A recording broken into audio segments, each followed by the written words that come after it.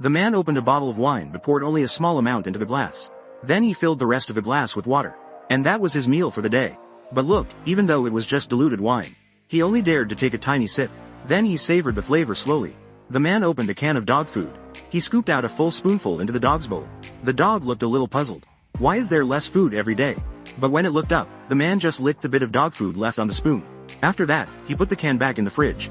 Looking at the delicious food inside, the man could only swallow his saliva, because it was all saved for his beloved dog. All of this happened in the year 2065, in the future. A rare solar storm destroyed Earth's ozone layer entirely. Direct exposure to UV rays wiped out most forms of life. The survivors were forced to hide underground. And this man was one of them. But sometimes, he had to go outside to look for supplies. Looking at the map full of red marks, the man knew the city had no more resources left. But bad news kept piling up. Long-term exposure to radiation had given him a disease. And he didn't have much time left. But in the apocalypse, he had already come to terms with life and death. The thing he worried about most now was his dog. He wanted to make sure someone would care for it after he was gone. So the man decided to build a robot. It would take his place and ensure the dog's survival. Quickly, the basic structure was finished. The man uploaded a large amount of dog care knowledge into it. But it still needed a pair of eyes. So he looked over at the robotic dog, Dewey. Dewey eagerly thought it was going to help its owner gather supplies again. Little did it know, the man was eyeing its cameras. When the cameras were removed, Dewey silently bowed its head, as if accepting its mission was complete. The man then attached the eyes to the robot, and began uploading data. But when he gave the robot its commands, it didn't respond. Thinking it was a failure. Suddenly, the robot nodded. Then the man told it to try speaking. And the robot could talk normally. Along with Asimov's 3 laws of robotics, the man added a special rule. If I'm not around, you must protect the dog, Dewey. Must protect the welfare of dog. Hearing the robot's response, the man was very satisfied. But suddenly, it asked a strange question. When will you no longer be here? Absent. The man didn't know how to answer. Just then, the lights went out, so the man quickly went to check. It turned out the wind turbine had an issue, so he hurried to fix the circuit. But as he looked up into the distance, he saw something terrifying. A massive storm was heading their way. Without much time to think, the man rushed back to the bunker. He took out a can of food he had been saving and enjoyed one last bite. Now, he had to quickly finish assembling the robot and leave for Green Mountain. He needed to find a chance to survive. Even though only 70% of the robot's data transfer was complete, it was enough. This robot carried the knowledge of all human civilization. The robot looked at its body and wiggled its fingers. Its eyes were full of curiosity. But it was barely born, and the man told it to start learning how to walk immediately. 2, 1. After practicing standing, it was time to learn how to walk forward. The robot stared at its legs and began to move. But like a child, it couldn't avoid falling. Before it could fully adjust, the man started tidying up. Meanwhile, the robot kept practicing walking. Dewey saw its owner busy and wanted to help, but it didn't have eyes. So it just wandered around the room. Seeing this, the man removed an unused camera from the house and attached it to Dewey. And so, the little family was ready to leave. But only Finch was human. The robot, still learning to walk, kept falling. I'm okay. The man patiently taught it. On the journey, it asked where all the people on Earth had gone. The man explained. Once, this place was full of wildflowers and various creatures. But a disaster caused by the sun wiped all of that away. At that moment, the storm caught up with them, and there was no way to outrun it. Their only option was to secure the vehicle and pray for safety.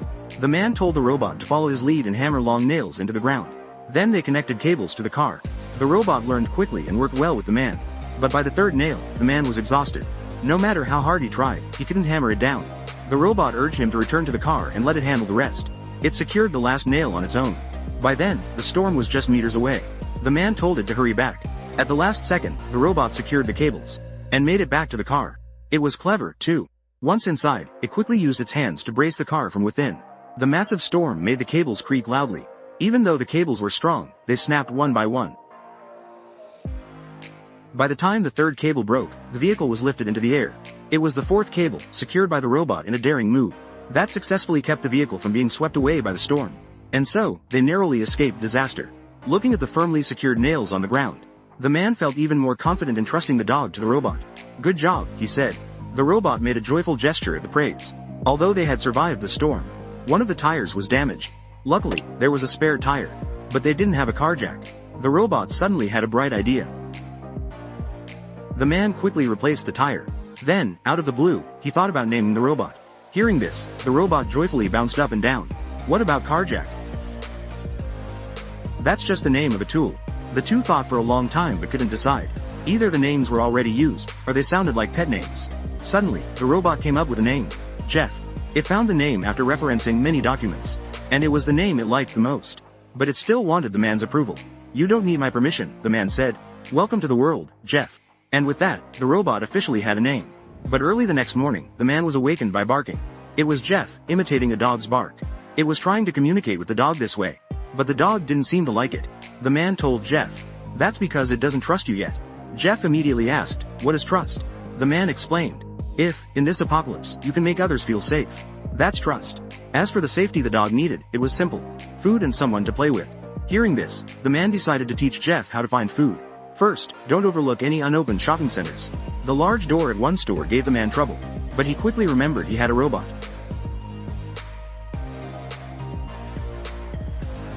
Jeff easily opened the door.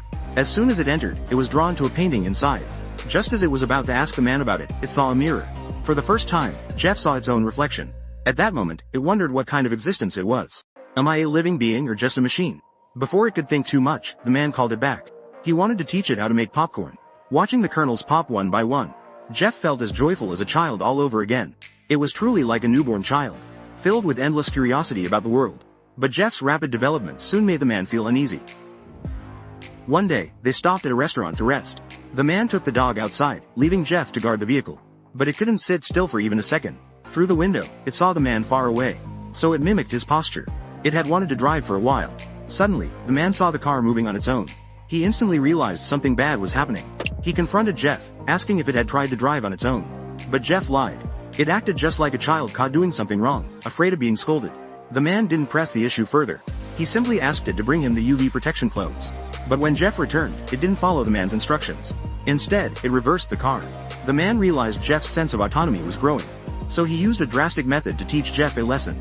He explained that whether it was humans or dogs, exposure to sunlight would result in being burned by powerful UV rays. Take care of this dog. That's why I made you. That's your only purpose. The fourth command. I don't need a teammate. I don't need a friend. I need you to do your job. I know you only arrived in this world yesterday, but you need to grow up. Jeff finally understood how fragile humans were, and its responsibility to protect the dog. But back in the car, it sulked alone. When the man called it, Jeff turned its back on him. But when it realized it could drive, its excitement took over. The previous frustrations were forgotten. The man taught it all the driving techniques. But it was its first time driving. So the car wobbled and tilted. This terrified the robotic dog, making it curl up in fear. Luckily, the man was there, patiently guiding Jeff. After just 3 minutes, Jeff mastered driving techniques. The man was delighted to see its dedication to learning. And he felt even more reassured leaving the dog with Jeff. Later, they stopped to rest for the night. Jeff asked the man, if the sun is so dangerous, why not act at night? Here, the man taught Jeff something new. The real danger comes from other survivors. He explained, UV rays and dust are predictable. But at night, everything becomes unpredictable. The greatest danger in the apocalypse isn't UV radiation, it's people. He sternly told Jeff, you can't trust anyone. Jeff didn't fully understand at the time. But soon, a massacre would show it just how terrifying humans could be. As the journey continued, the man's illness became more severe. One day, he was in so much pain he could only lie in bed. Jeff tried to help him with a basic treatment, but it didn't make any difference. The man needed medicine. So Jeff quickly drove to the city and brought Dewey along to search for supplies. But after all, Jeff had only been in this world for a day, and had no idea how dangerous it was outside. The hospital's main doors were wide open, which meant someone had likely been there. When the man woke up and saw Jeff was gone, and the car was parked outside a mall, he immediately realized something was wrong. Ignoring the pain from his illness, he put on his protective gear and ran out to search. Even though Jeff had successfully found medicine, Dewey, who was standing guard, wasn't as lucky. It found a box of cookies. But in this apocalypse, it was clearly a trap. As Dewey went to retrieve the cookies, it fell into the trap set by others, and was torn into pieces. When the man found Dewey, it was still desperately sending out distress signals. This time, it was beyond repair. The man tried to suppress his grief as he powered Dewey down. He didn't have time to take Dewey's remains, because he needed to find Jeff and get out of there. Fortunately, they managed to reunite. When Jeff learned Dewey was gone, it realized the mess it had caused. As they were leaving, another vehicle appeared almost immediately. The commotion earlier had also left the man weak and unable to hold on. When he woke up again, it was already nighttime, but the car was still following them. The man turned off the car's lights, hoping to evade their pursuers. But the other vehicle stayed close behind. They drove to a bend, intending to hide in a tunnel. Jeff tried to warn the man that the car was too tall for the tunnel, but fear clouded the man's judgment. He floored the gas pedal and drove straight in. As expected, the car's solar panels shattered upon impact. and that vehicle was heading straight for them. Seeing this, Jeff immediately got out of the car and used all its strength to push the vehicle. Before they could be spotted, Jeff successfully pushed the car into the tunnel. Once again, they escaped danger. Looking at the shattered solar panels, the man loathed his own helplessness. Jeff stood frozen in place. At that moment, it finally understood what helplessness felt like. The man then told it the story of himself and the dog. After the solar storm hit, humans began killing each other for resources. One day, while searching a supermarket, he saw a mother and her child. They had found a car full of food. But in this apocalypse, that was a ticking time bomb. Sure enough, a gang targeted them. They not only took the supplies, but also mercilessly killed the mother and child. Out of fear, he hid behind the shelves and witnessed everything. When the gang left, he came out to check, but the mother and child were already gone. Then he noticed something in the girl's backpack. When he unzipped it, he found this dog. Out of guilt for the mother and child, the man took the dog in. And whenever he found food, he always fed the dog first. That's the story of the man and his dog. But now, the man was on the brink of death and close to being freed from pain. The only thing that worried him was the dog. So, he created Jeff. At that moment, Jeff finally understood the purpose of its existence. But it didn't think too much about it. It was the man who gave it life.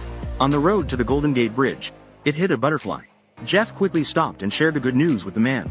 If a living creature can survive outside, it means the UV radiation is no longer dangerous. The man immediately tested it by putting his hand out. Then he slowly stepped outside. He felt no pain, only the warmth of the sun. It had been so long since he felt this. Perhaps nature was finally starting to heal itself. He walked down the road, greedily enjoying everything. He even discovered flowers and butterflies. At that moment, he truly understood how precious life was. Unable to wait any longer, he changed into the fine suit he had kept pristine. This was the best meal he had ever had. After such a long time, a can of food and a suit had become the man's ultimate luxury. There, he shared his story with Jeff. His childhood dream had been to visit the Golden Gate Bridge. After hearing this, Jeff immediately stood up and said, "Let's go now. We'll get there in just 18 hours, Jeff said. "I'm dying," the man replied. At that moment, Jeff still didn't understand what death meant. In the final moments of his life, the man taught Jeff how to interact with the dog. He threw a ball for the dog to fetch. Then, he handed the ball to Jeff and told it to try as well. "This interaction will help strengthen your bond with the dog," he said. Jeff threw the ball outside. At that moment, the man finally felt a sense of relief. But then, the dog ignored Jeff completely and brought the ball back to the man. "Don't rush," the man told Jeff. "Keep trying. The dog will warm up to you eventually." Still, the dog kept returning the ball to the man. Just then, the man coughed up blood. He looked down, distressed at staining his fine suit. Jeff helped him back to the car to rest. "Don't worry about me," the man told Jeff. Then, he turned around and shook Jeff's hand to show his gratitude. But Jeff hugged him instead, like a child embracing its father. In that moment, the man no longer saw Jeff as a tool. Jeff had truly become like a son to him. Jeff lay silently in the man's arms. When they got back in the car, the man glanced at Jeff with a look of deep fondness. Perhaps at that moment, he felt comforted, knowing that what he created wasn't just a cold machine. This time, Jeff stayed outside instead of getting in the car. The man had given Jeff eternal life, but he had also condemned it to eternal loneliness. Jeff busied itself tidying things outside, hoping the work would distract it from the sorrow. Inside the car, the man lay on the bed, with the dog by his side. With the last of his strength, he gently petted the dog. Then, he left this world with no regrets. The dog suddenly realized what had happened and let out a sorrowful whine. Jeff knew the man was gone. It sent him off to heaven with a grand flame. And in its own way, Jeff honored the man who created it. At that moment, Jeff finally understood the meaning of death. After the man passed away, Jeff didn't know what to do. What should I do now? It wondered. Then it suddenly remembered, it needed to feed the dog. But its fingers were too big to open the can. Just then, its body acted on its own, pulling the can in. It turned out the man had planned for this long ago. He had built this mechanism into Jeff. Jeff fed the dog until it was satisfied. Then, Jeff sat alone outside, unsure of where to go next. At that moment, the dog brought the ball to Jeff. Jeff sat alone outside, in disbelief, and picked up the ball. The dog brought the ball back again. At that moment, Jeff realized the dog finally liked it. And so, Jeff led the dog to the Golden Gate Bridge. This is the story of the film, Finch. The movie ends here. If you enjoyed it, please like and subscribe to the channel.